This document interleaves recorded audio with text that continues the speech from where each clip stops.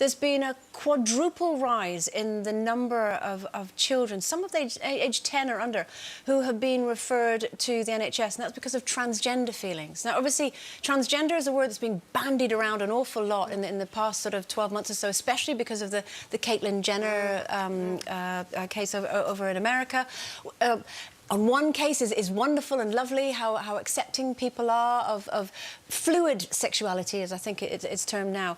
But the fact that young children are now questioning their sexuality and their gender at such a young age, is that refreshing that they're opening up about it, or is it a worry, do you think? Vocabulary, isn't it? Last year, my stepdaughter was saying to me, the in thing at school was self-harming, and then before that it had been throwing up, you know, fashionable words that are taken on. The other day, Kay and my daughter were playing, and we actually heard right from the other room, oh, which one of us is going to be transgender? Now, can you imagine that even a year ago, that children would use that in their and play? they're 9.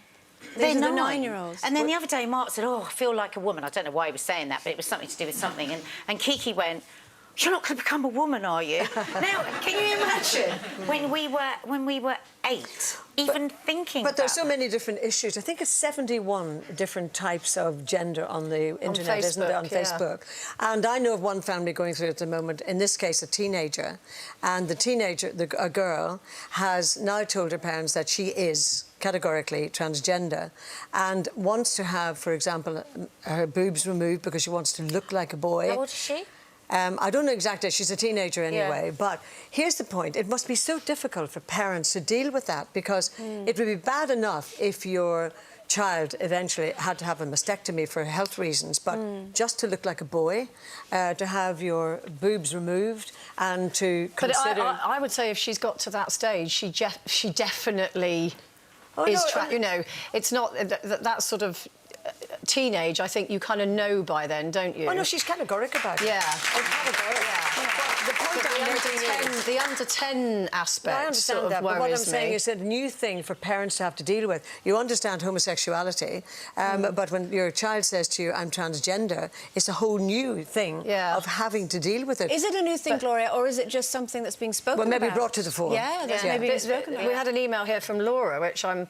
Gosh, my daughter had a transgender day for children in need. They were asked, I'm presuming this is her school, they were asked to dress as the opposite sex.